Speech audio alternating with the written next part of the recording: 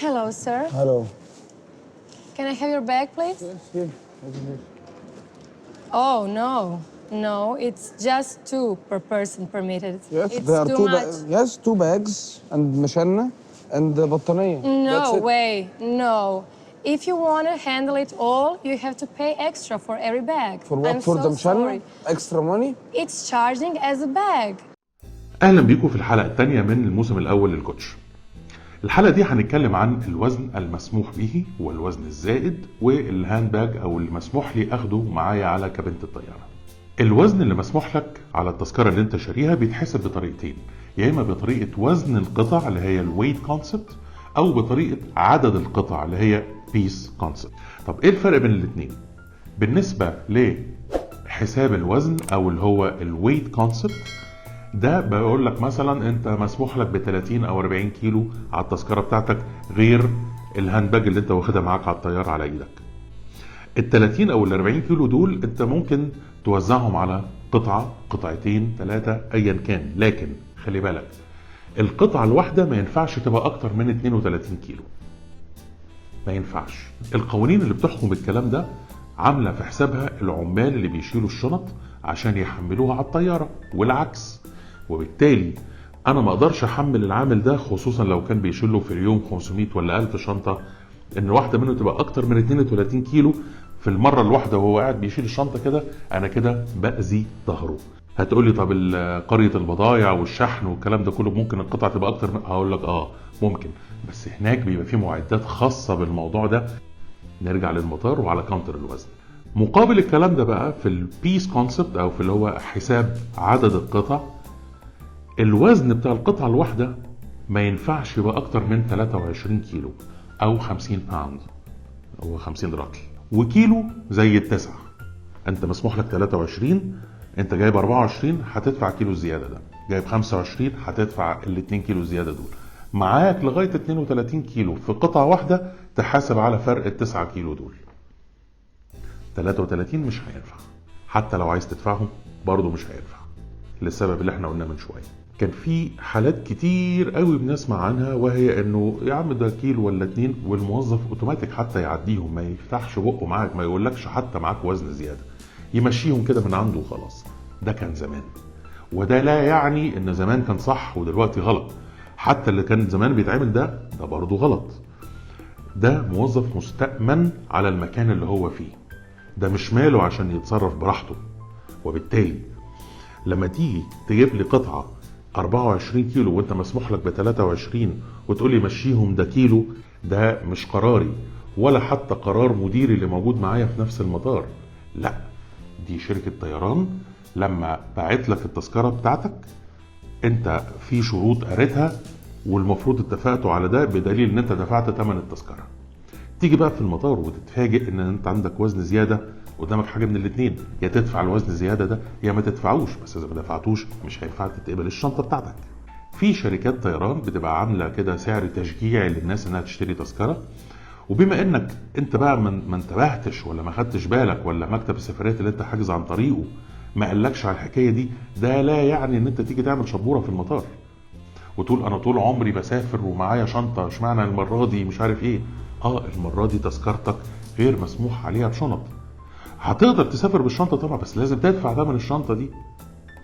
الموضوع بهذه البساطة. هي الحلقة دي عن الدفع. طيب نروح لموضوع الهاند باج. شركات الطيران يقول لك مثلا مسموح لك ب 8 كيلو في ايدك تاخده معاك كده على كابينة الطيارة. ال 8 كيلو دول يشملوا الهاند باج ويشملوا شنطة اللابتوب ويشملوا برضو كيس السوق الحر اللي انت اشتريته في المطار. مش بس الهاند باج لوحدها هي اللي 8 كيلو، وزيد بقى بعد كده 2 3 كيلو لابتوب، على نص كيلو مش عارف شوكولاته جبتها من السوق الحره، على ربع زيتون. ما ينفعش الكلام ده، هم 8 كيلو كل ده. وخلي بالكم الشنطه الهاند باج برضو ليها مقاييس ومعايير، وزي ما احنا شايفين على الشاشه الطول 55 سنتي، العرض 35 والارتفاع 25 سنتي. وبكده زي اي حد تاني على الطياره معاه هاند باج تقدروا تحطوها براحتكم في الهاي راكس او اللي هي الاوفر هيد كومبارتمنتس، اللي هي المخازن اللي بتبقى العلويه دي وانت قاعد، اللي بتبقى فوقيك، تقدروا تحطوها براحتكم. في شركات طيران بنسميها LCC او لو كوست كاريرز او شركات الطيران المنخفضه الاسعار. دول بيبقى ليهم قوانين اكثر صرامة من اي شركة طيران تانية. حتى الهاند باج دي مش مسموح لك، لازم تدفع ثمنها. مسموح لك بس بشنطة صغيرة كده وحجمها اللي هو ينفع تحطه تحت الكرسي اللي قدامك. طبعا يا جماعة انا عايز انبهكم على حاجة مهمة جدا. احنا بنعمل الحلقات دي علشان نخفف من الحدة في المطار، نخفف من المشاكل اللي بتحصل في المطار. انت راجل جاي مسافر واكيد مش عايز تنكد على نفسك، مش عايز تضايق نفسك. الموظف اللي راح يشتغل ده رزقه، ده اكل عيشه، اكيد ما بيبقاش رايح على مكان اكل عيشه وحاطط في دماغه انه يتخانق مع حد. لكن بسبب ان احنا مش عارفين الرولز او القواعد او القوانين اللي بتحكم التذكرة اللي انا شاريها، ده بيوقعنا في اختلافات مع اللي قدامنا. الشركات ال LCC او اللو كوست كاريرز او الشركات اللي هي ذات التذاكر المنخفضة، دول بيبقوا عاملين اسعار خاصة جدا جدا جدا ومخفضة بشكل غريب، بس بيبقى على حساب حاجات تانية، زي ان مواعيدها بتبقى مواعيد غريبة شوية، زي ان مثلا ما بيكونش فيه شنط او وزن على التذكرة دي، لازم ساعتها انت تدفع الوزن اللي انت هتاخده. ده حتى على مستوى الهاند باج اللي احنا اتكلمنا فيه. فما نستغربش، ما نروحش بقى نتفاجئ ونبتدي بقى نتعصب ونتخانق والجو ده كله مش هينفع، لانه تذكرتك بتقول كده، على حسب ما تذكرتك بتقول انا هوفر لك الخدمة. غير كده انا مش هقعد بقى اسمح لده واسمح لده بحجة ان هو بيسافر دايما على شركات طيران تانية، لكن جات المرات يسافر على الشركة دي واتفاجئ بالموضوع. على عيني وعلى راسي، اتفاجئت اوكي، بس ده برضو لن يغير في حقيقة الامر شيء. لكن بقى تيجي على الكاونتر وتقعد تقول لهم يا جماعة، طب انا وانا جاي من بلاد بره الموظف ما حاسبنيش على الوزن، جاي انت تحاسبني هنا؟ انت كأنك بتقول للموظف اللي قدامك ان هو مستغل، كأنك بتقول له ان انت عايز الفلوس دي علشان تحطها في جيبك. لا، اذا كان الموظف بتاع بلاد بره ده عمل معاك واجب، فهو لا يحق له ان يعمل هذا الواجب، لانه مش هو اللي يقرر اذا كان يسامحك في الوزن ولا يمشيه ولا لا. او اذا كان مشى الوزن بطريق الخطأ، فانت تأكد ان انت بعد ما سافرت كل رحلة بتتراجع. لو كان في وزن زيادة لم يحصل ثمنه، الموظف ده هو اللي في الاخر بيلبس الموضوع وبيدفع من جيبه. استاذني بس، انت معاكي شنطه واحده، ممكن تاخدي دي معاكي فوق في الطياره؟ ليه؟ بس هدفع عليها 30 يورو، حرام.